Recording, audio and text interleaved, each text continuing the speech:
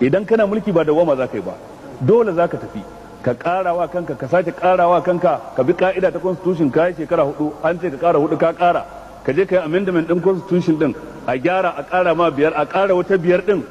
dole sai ka mutu. kullu ibn unsa wa in talat salamatuhu yawman ala alatin hadba'a mahmulu, duk dan da mace ta durkusa ta haifa ko da ya daɗe lafiyarsa garau ya ci ya sha ya more ya mulki a mashi jiniya watan wata rana sai ya mutu ko ya ki ko ya so. Karshen tuka shine tik, babu yadda ka iya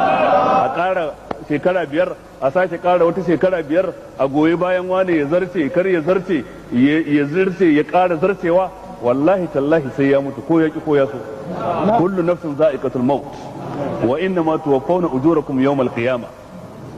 aina ma takunu yudrikkum al-maut walau kuntum fi burujin mushayyada. tare dai kuke ko ina ne, ko kana tafi ko a zaune, ba ta ko kunyar suwa ne, da tana da makangari ne ai da lamarudu bai mace ba. dubi dai fir'auna wai shine dagawa ba kamar shi, har cikin ruwa ne ta bishi mutuwa kenan, bai haye ba ta makare shi bai kai ga abin da ya yi nufi ba. ta taho ta ɗauki sarki mai hawa da dubun dawaki ga dubun matsara a ɗaki, yan security kenan ko ba zazzare ido da bakin gilas, inda ma tafi ƙara auki ba ta bar fanko marar kobo ba, talakan da baya da ko kobo ba ta kyale shi ba. ta cira sama ta ci tsado ta buge shaho ya faɗo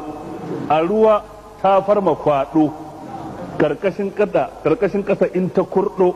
ba ta kyale sari da kurkudu ba. wai zai ce zai dawoma ka yi shekara 5 ka kara shekara 5, wallahi kar ku damu su yi ta kara 5 din, ba wai suna haɗa kai ba za su kara kansu 5 su kara wata 5, ba sai Allah ya ga dama ba.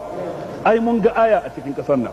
ayar da muka gani a daidai lokacin marigayi General Abacha da Abuyola da wane ne ba karamar aya bace ba. Najeriya ta shiga rudin ta ci gaba ko ba za ta ci gaba ba. rikicin June 12 ya